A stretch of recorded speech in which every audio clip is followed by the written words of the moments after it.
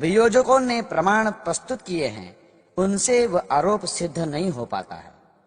दिनांक 30 जनवरी की घटना का उत्तरदायी केवल मैं ही हूं। अन्य समय में भी मैंने न किसी के साथ षड्यंत्र किया है और न किसी की सहायता की है। अतएव षड्यंत्र का आरोप मैं अस्वीकार करता हूं। बताना आवश्यक समझता हूं कि मैं दिल्ली क्यों और किस प्रकार आया। इस बात को तो मैं सदा बिना छिपाए कहता रहा हूं कि मैं गांधी जी के सिद्धांतों के विरोधी सिद्धांतों का प्रचार कर रहा हूं। मेरा यह पूर्ण विश्वास रहा है कि अहिंसा का अति प्रचार हिंदू जाति को अत्यंत निर्बल बना देगा। इसलिए मैंने निश्चय किया कि सार्वजनिक कार्य में लगूं और अपने जैसे विचारों के व्यक्तियों का संगठन करूं। इस दिशा में मैंने और आप्टे ने मिलकर काम किया और एक दैनिक पत्र अग्रणी प्रकाशित किया। हम लोग गांधी जी की अहिंसा के ही विरोध में नहीं थे।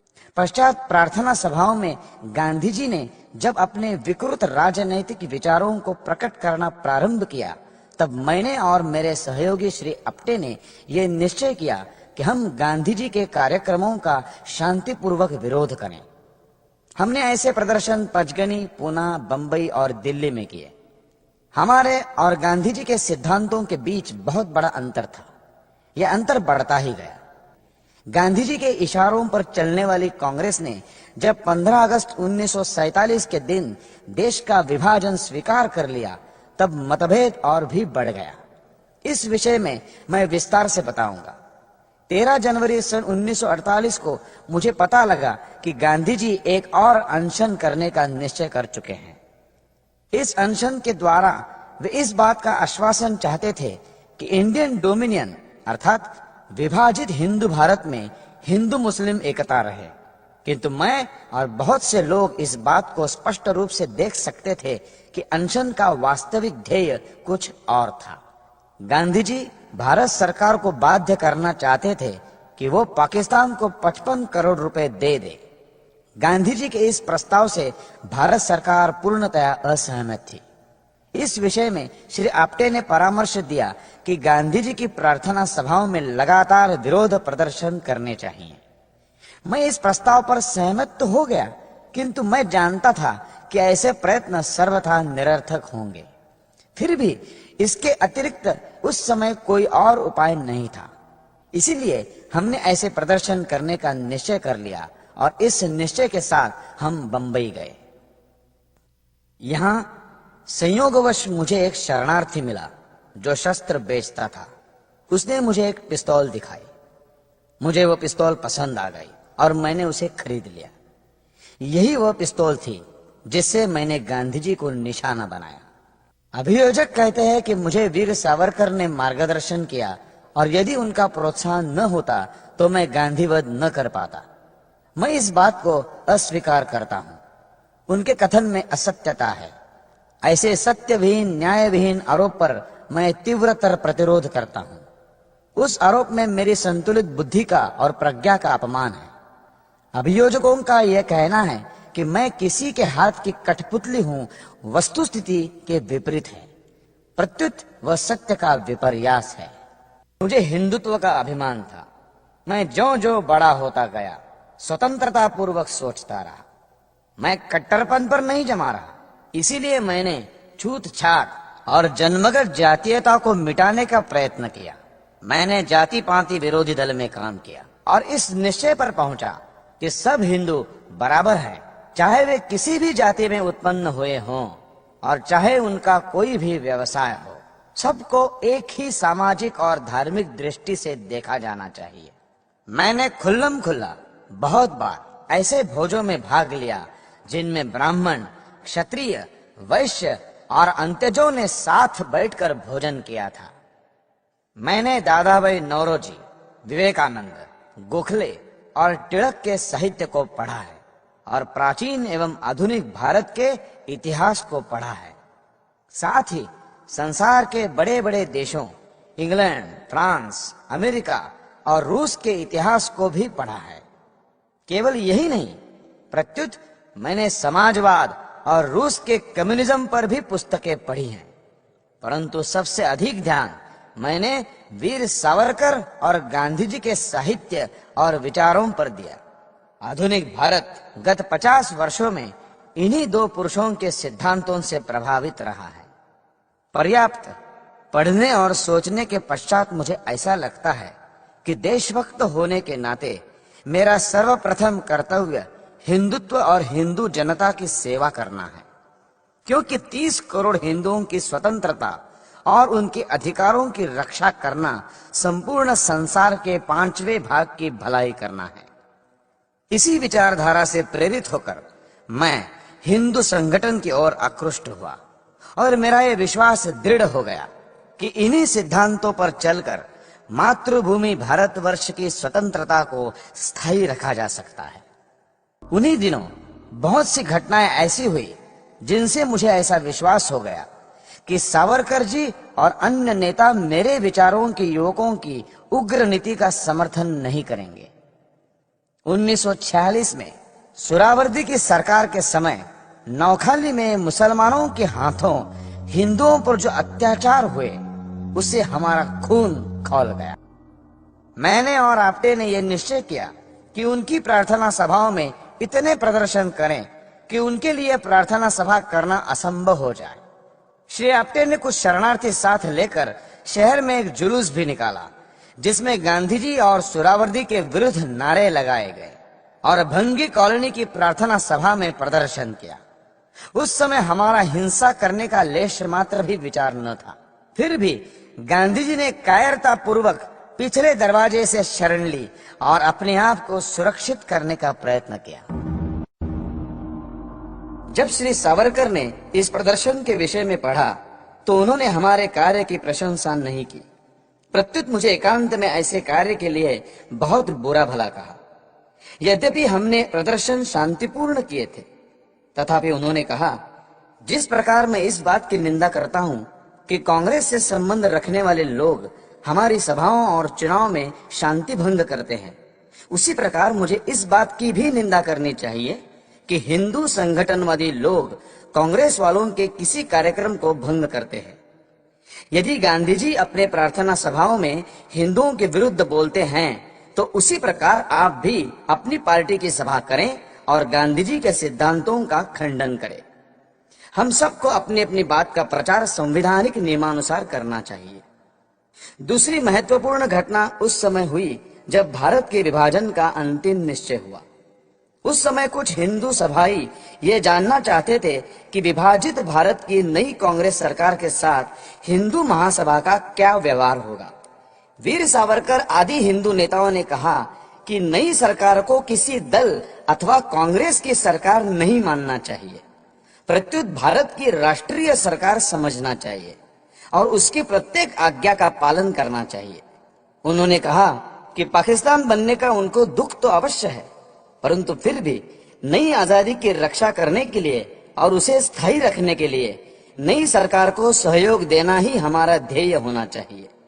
यदि नई सरकार को सहयोग न दिया तो देश में गृहयुद्ध हो जाएगा। कुछ समय बाद ही पंजाब और भारत के अन्य भागों में मुसलमानों के अत्याचार शुरू हो गए। कांग्रेस शासन ने बिहार, कलकत्ता, पंजाब और अन्य स्थानों पर उन हिंदुओं को ही गोली का निशाना बनाना शुरू कर दिया जिन्होंने मुसलमानों की बढ़ती हुई शक्ति को रोकने का साहस किया था। जिस बात से हम डरते थे वही होकर रही।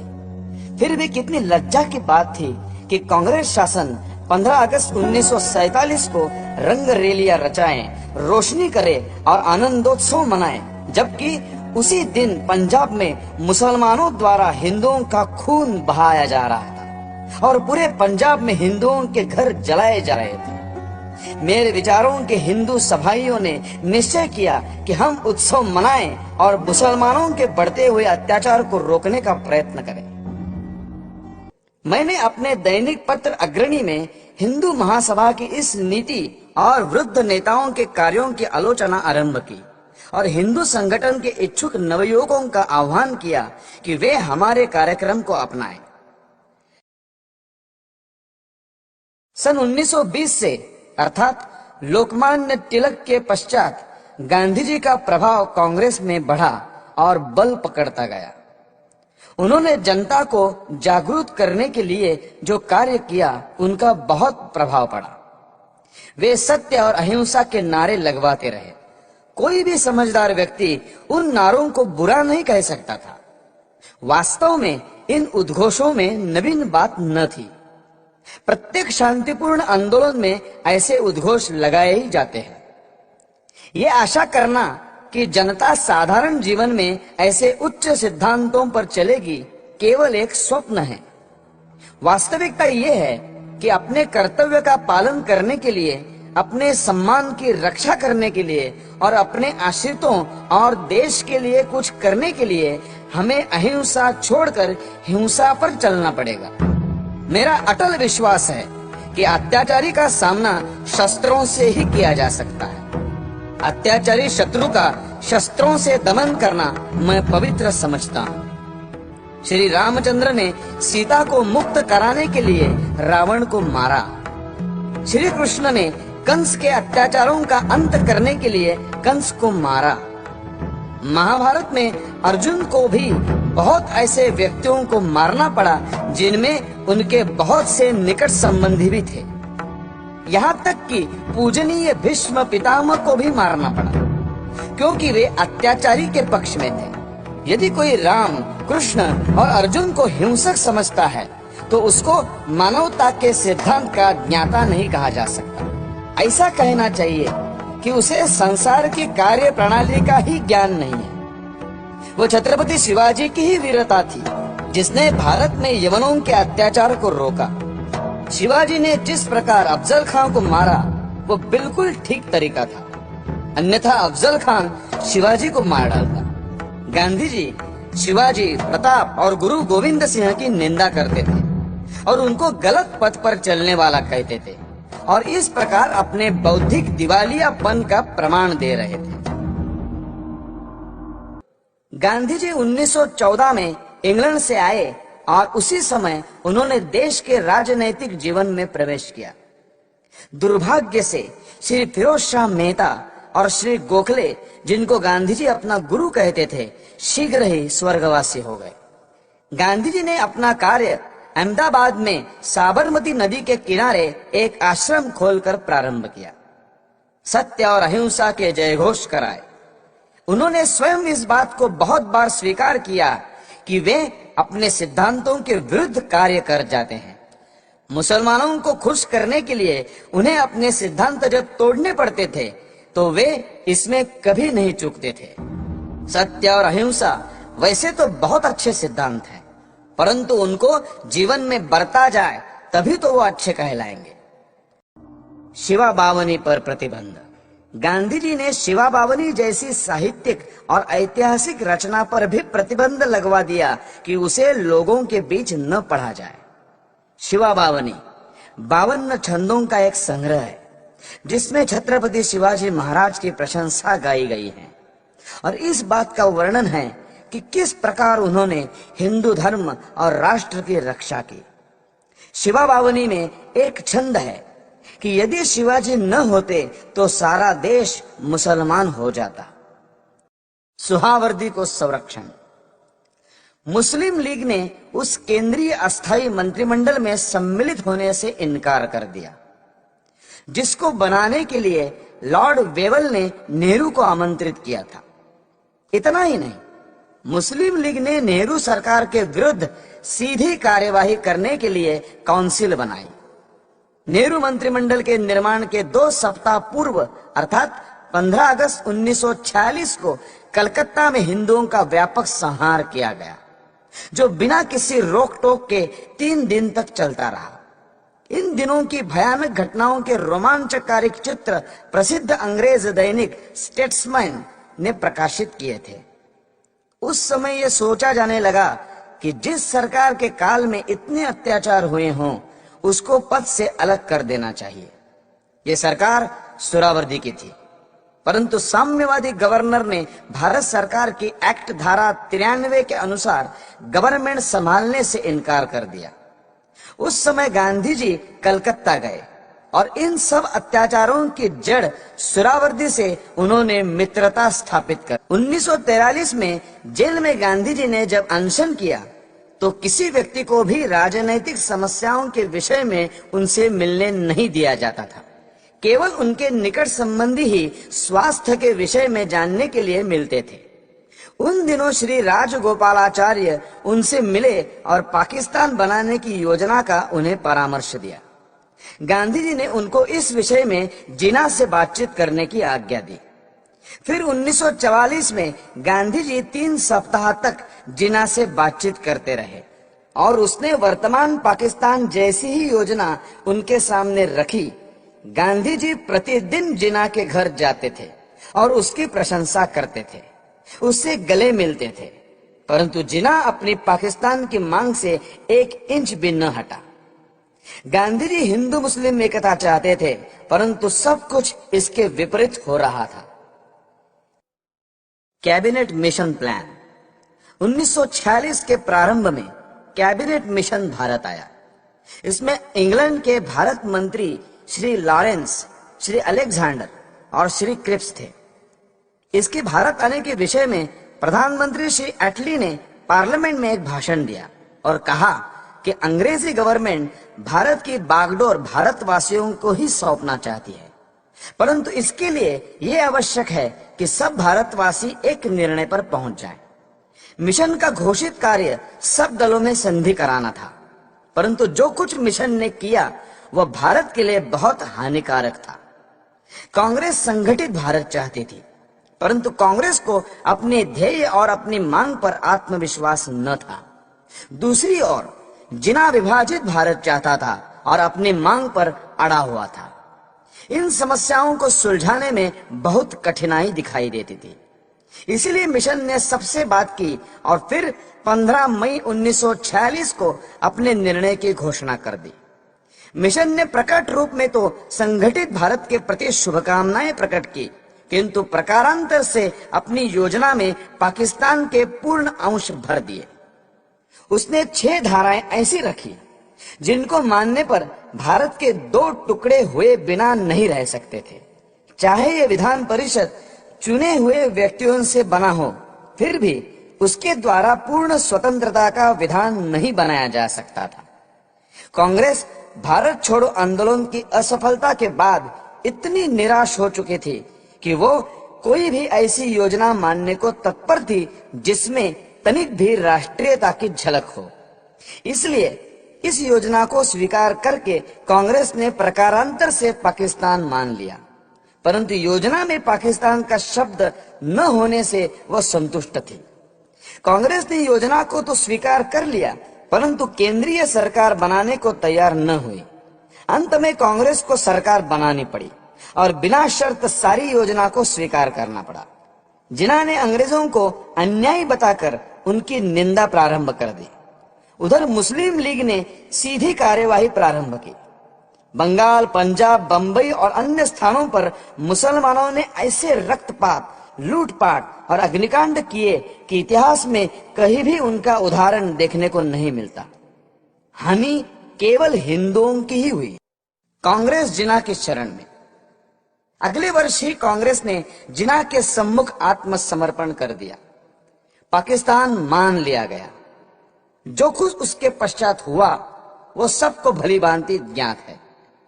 गांधी जी फिर मुसलमानों का पक्ष लेते रहे।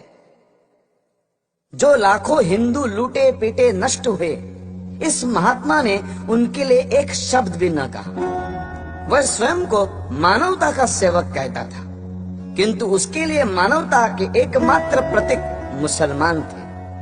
हिंदू उसकी मानवता के क्षेत्र में नहीं आते थे। इस विचित्र साधु वृत्ति को देखकर मुझे आघात पहुंचा। गांधी जी और गोवध। गांधी जी गो रक्षा के लिए बड़ी तीव्र इच्छा प्रकट किया करते थे, परंतु वास्तव में उन्होंने इस विषय में कुछ नहीं किया। प्रार्थना सभा में वे जो भाषण देते थे, उनमें एक भाषण में उन्होंने स्पष्ट रूप से ये मान लिया है कि वे गो रक्षा में असफल रहे हैं। उनके उस भाषण का अंश नीचे उद्धृत है। आज राजेंद्र बाबू ने मुझे सूचना दी है कि उनके पास 50,000 पोस्ट कार्ड और 25-30 हजार के लगभग तार आए हैं कि गोहत्या को कानून द्वारा बंद कर दिया जाए। इस विषय में मैंने पहले भी एक बार कुछ कहा था। पता नहीं इतने पोस्ट कार्ड और तार क्यों भेजे गए हैं। इनका कोई लाभ नहीं है।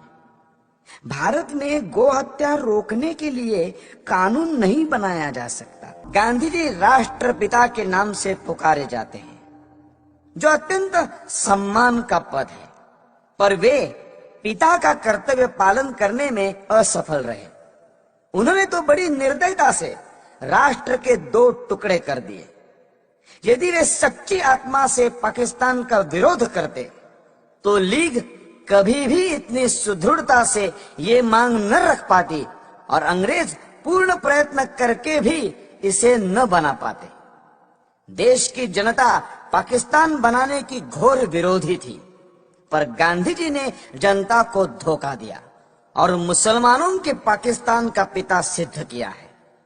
इसलिए मैंने भारत माता का एक पुत्र होने के नाते अपना कर्तव्य समझा कि ऐसे व्यक्ति का अंत कर दिया जाए, जिसको कहा तो जा रहा है राष्ट्रपिता, किंतु जिसने मातृभूमि का विभाजन करने में सर्वाधिक हाथ बटाया है। गांधी जी के अहिंसा सिद्धांत के अनुसार हमें अत्याचार सहन करते जाना चाहिए और शस्त्र या शारीरिक शक्ति से प्रतिकार नहीं करना चाहिए। गांधी जी की अहिंसा उस सिंह की अहिंसा है जो उस समय अहिंसा का पुजारी हो जाता है जब वो सहस्त्रों गायों को खा पीकर थक जाता है। कानपुर में गणेश शंकर विद्यार्थी को मुसलमानों ने निर्दयता से मार दिया था। गांधी जी उनका उदाहरण देकर कहते थे कि इस प्रकार अहिंसा पर चलकर अपना बलिदान कर देना चाहिए। मेरा विश्वास है ये अहिंसा यानी नपुंसकत्व देश को नष्ट कर देगी और पाकिस्तान भारत पर आधिपत्य जमा लेगा। मुझे स्पष्ट दिखाई देता था कि यदि मैं गांधी जी का वध करूंगा तो मैं जड़ मूल से नष्ट कर दिया जाऊंगा। लोग मुझसे घृणा करेंगे। मेरा सम्मान जो मुझे प्राणों से अधिक प्रिय है नष्ट हो जाएगा। किंतु साथ में मैं ये भी जानता था कि गांधी जी सदा के लिए विदा हो जाएंगे तो देश की राजनीति में शस्त्र प्रयोग और प्रतिकारात्मक कार्यवाही को स्थान मिलेगा। देश शक्तिशाली होगा। मैं अवश्य मरूंगा, किंतु देश अत्याचारों से मुक्त होगा। सब मुझे मूर्ख कहेंगे, पर देश ऐसे मार्ग पर चलेगा जो उचित होगा। यही सोचकर मैंने गांधी जी का अंत करने की ठानी। मैंने अपना निर्णय किसी को नहीं बताया। 30 जनवरी 1948 के दिन मैंने गांधी जी का वध किया। मेरे पास कहने को और कुछ नहीं है। यदि देशभक्ति पाप है तो मैं पाप मानता हूं। मैंने पाप किया है। यदि प्रशंसनीय है तो मैं अपने आप को उस प्रशंसा का अधिकारी समझता हूं। मुझे विश्वास है यदि मनुष्यों द्वारा स्थापित न्यायालय से ऊपर कोई और न्यायालय होगा तो उसमें मेरे कार्य को अपराध नहीं समझा जाएगा। मैंने देश और जाति की भलाई के लिए ये काम किया है। मैंने उस व्यक्ति पर गोली चलाई जिसकी नीति से हिंदुओं पर घोर संकट आए और हिंदू नष्ट हुए। वास्तव में मेरे जीवन का उसी समय अंत हो गया था जब गांधी जी पर गोली चलाई थी। उसके पश्चात मैं अनासक्त जीवन बिता रहा हूं। मेरे लिए संतोष का विषय है कि मुझे कोई पश्चाताप नहीं है। हैदराबाद की समस्या में अकारण देर हो रही थी। सरकार ने गांधी जी के मृत्यु के बाद शस्त्र शक्ति से इस समस्या को ठीक रूप से सुलझा दिया है। भारत की आधुनिक राजनीति और सरकार अभी तक तो ठीक प्रकार से चलती हुई जान पड़ रही है।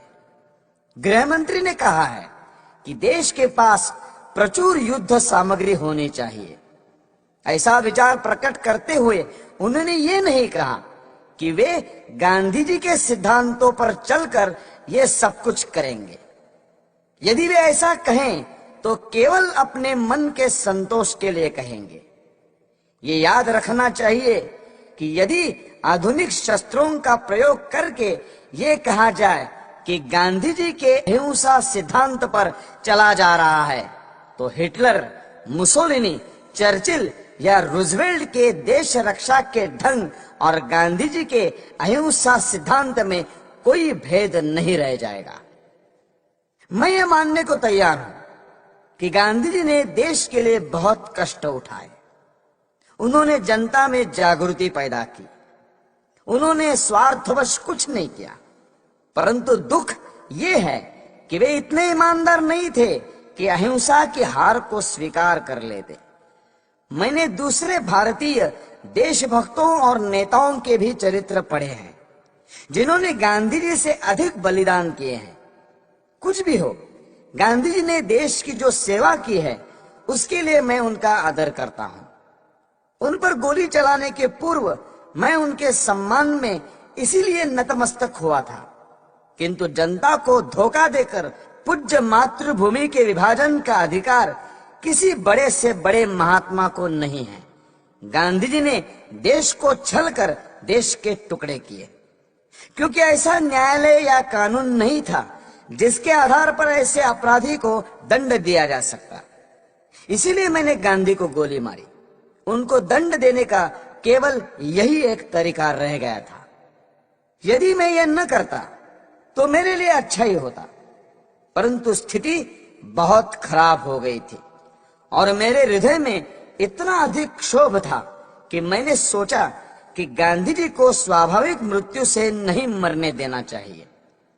संसार को पता लग जाए कि इस व्यक्ति ने अन्यायपूर्वक राष्ट्र के साथ छल करके भयानक रूप से देश के एक संप्रदाय का जो पक्ष लिया है उसका दंड भोगना पड़ा। मैंने इस समस्या का अंत इसी प्रकार करना चाहा, क्योंकि इसी से लाखों निर्दोष हिंदुओं का जीवन बच सकता था। गांधी जी की जो अहममयी प्रवृत्ति इस पवित्र भूमि के पुत्रों के लिए घातक सिद्ध हुई, उसके लिए भगवान उन्हें क्षमा करे। मेरी न किसी से कोई शत्रुता है, न किसी के प्रति कोई दुर्भावना। आप मेरी इस भावना को जिस प्रकार देखना चाहे देखें, और इस भावना के परिणाम स्वरूप मेरे किए हुए इस कार्य को देखकर जो दंड उचित समझे दें। इस विषय में कुछ कहने की मेरी इच्छा नहीं है। मैं किसी प्रकार की दया नहीं चाहता। मैं ये भी नहीं चाहता कि मेरी ओर से कोई दया की याचना करे। इस अभियोग में बहुत से मनुष्यों को मेरे साथ इस अपराध में ले लिया है। उन पर आरोप है कि उन्होंने षड्यंत्र रचा। इस विषय में मैं पहले ही कह चुका हूं कि इस कार्य में मेरा कोई साथी नहीं था। स्वयं मैं और केवल मैं ही इसका उत्तरदायी हूं। यदि दूसरे लोग इसी दोष के लिए नहीं खड़े किए जाते तो मैं अपने लिए बचाव भी न करता। न्यायालय को मालूम है कि 30 जनवरी 1948 के कृत्य से संबंधित साक्षीदारों की परिपरीक्षा यानी क्रॉस एग्जामिनेशन न ली जाए, ऐसी मेरी इच्छा थी और मेरे विधिज्ञों को भी मेरा वैसा आग्रह रहा था। इससे मैं अपने लिए बचाव नहीं कर रहा, यह स्पष्ट होगा। अंत में मैं ये कहना चाहता हूं कि जो वक्तव्य मैंने दिया है वो सत्य और शुद्ध है। प्रत्येक बात संदर्भ ग्रंथों को देखकर तैयार की गई है। मैंने सरकारी समाचार पत्र, इंडियन ईयर बुक, कांग्रेस का इतिहास, गांधी जी की आत्मकथा, समय समय पर प्रकाशित कांग्रेस के बुलेटिन, यंग इंडिया और हरिजन की फाइलें और गांधी जी की प्रार्थना सभा के भाषणों से ये वक्तव्य तैयार करने में सहायता ली है। मैंने ये लंबा वक्तव्य इसलिए नहीं दिया है कि लोग मेरे कार्य को सराहें, बल्कि इसलिए दिया है कि लोग मेरे विचारों को भली भांति जान जाए और किसी के मस्तिष्क में मेरे विषय में कोई भ्रांत धारणा न रहे। भगवान करे हमारा देश फिर अखंड हो और जनता उन विचारों का त्याग करे जो अत्याचारी के आगे झुकने की प्रेरणा देते हैं। भगवान से यही मेरी अंतिम प्रार्थना है। मेरा वक्तव्य अब समाप्त हो चुका है। आपने इसे ध्यान से सुना और सुविधाएं दी, उसके लिए मैं कृतज्ञ हूं। जिन्होंने इस बड़े अभियोग में मुझे कानूनी सहायता दी और जो पुलिस ऑफिसर इस अभियोग से संबंधित हैं, उनके प्रति मेरे हृदय में कोई दुर्भावना नहीं है। मैं उनके सद्व्यवहार के लिए उनका भी कृतज्ञ हूं। ये सत्य है कि मैंने 300-400 लोगों के बीच दिन के समय गांधी पर गोलियां चलाई। मैंने भागने का कोई प्रयत्न नहीं किया।